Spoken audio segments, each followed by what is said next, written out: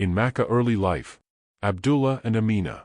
Abdul Muttalib, chieftain of the Quraysh, had 10 sons who were all worthy and outstanding, but Abdullah was the noblest and most prominent among them.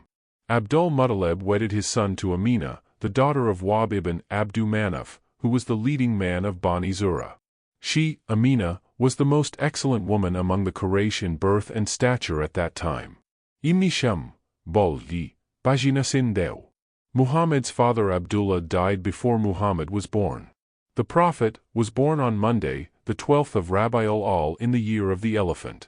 Certainly, it was the most auspicious day in the history of mankind.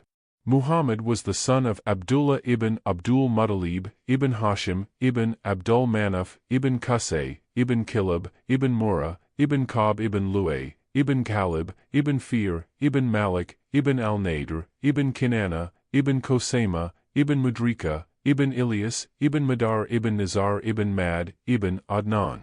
The parentage of Adnan is further traced to Ismail the son of Ibrahim by Arab genealogists.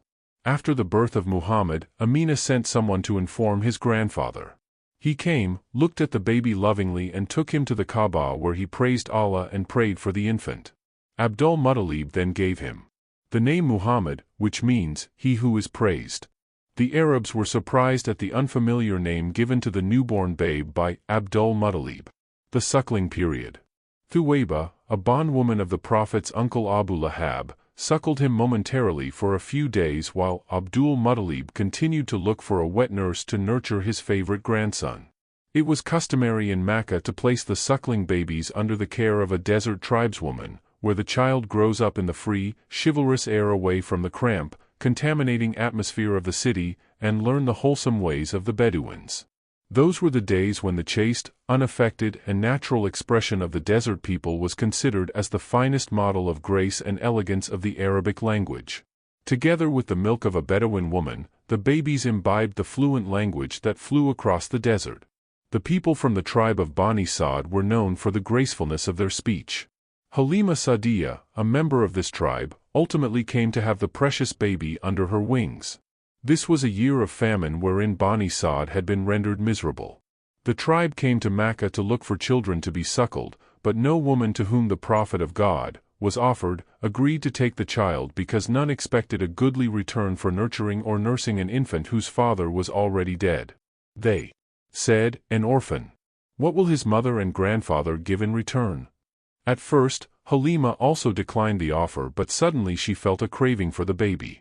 She had also failed to get a charge for her and, therefore, before going back home, she returned and finally took the baby back with her. Halima found before long that her household was blessed with luck, her breasts overflowed with milk, the udders of her she-camel were full and everything seemed to bring forth happiness. The women of Halima's tribe now spread out the rumor, "Halima, you have certainly got a blessed child." They began to feel envious of her already. Halima weaned the baby when he was 2 years old, for it is customary upon the foster children to return to their respective families at such an age.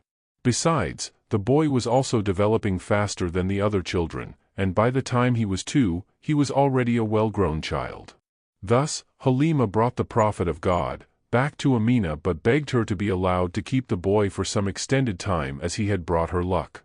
Amina agreed and allowed Halima to take Muhammad back with her. Some months after his return to Bani Sa'd, 2 angels seized the Prophet of God, opened up his chest and extracted a black drop from it. Then they thoroughly cleaned his heart and healed the wound after putting his heart back in its place.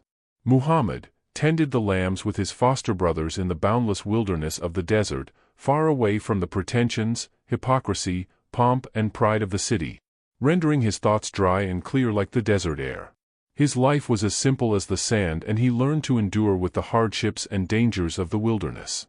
And with the people of Bani Sa'd, his ears became accustomed to the rhetoric and eloquence of the pure and classical language of the Bedouins.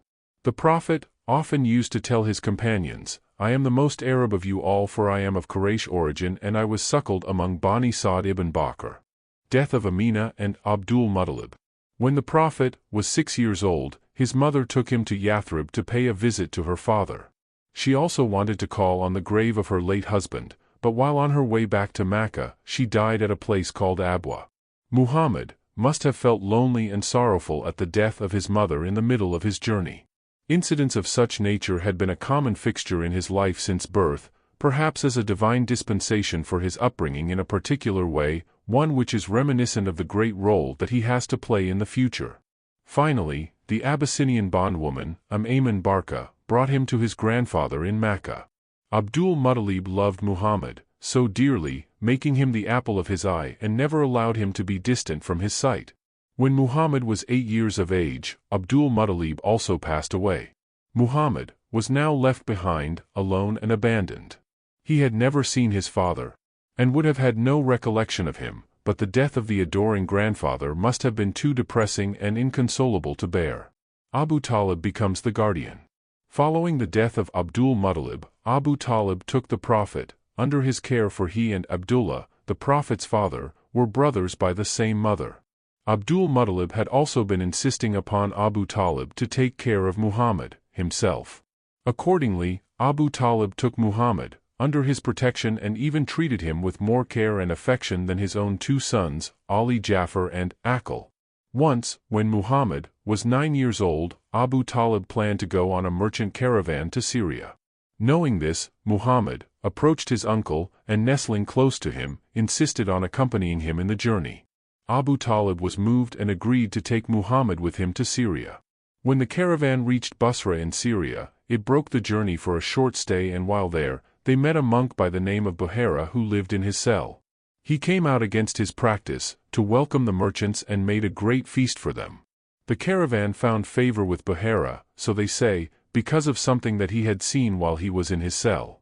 When Buhaira saw Muhammad, he observed in him the signs of the prophethood that he had known and advised Abu Talib, "Return to your home with this youth and guard him from the Jews, for great dignity awaits your nephew."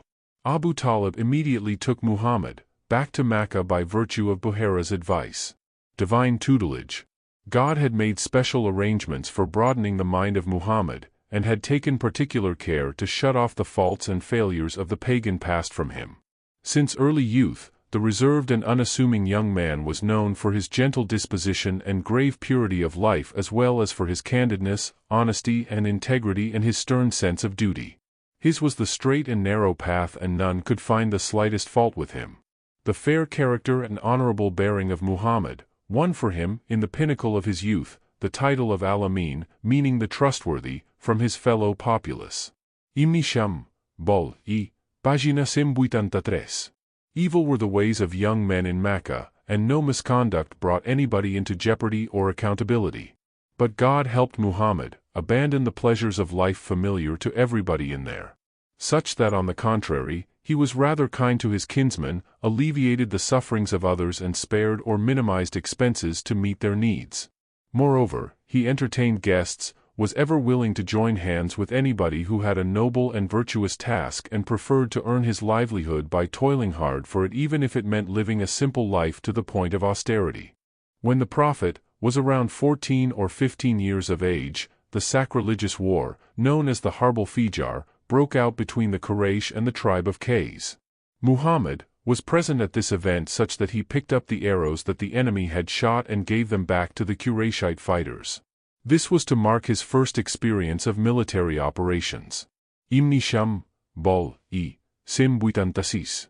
Now that Muhammad was coming into grips of his own life, he turned his attention to scouting a means of livelihood. Like other lads of his age, he took a shot at the tendering of sheep and goats.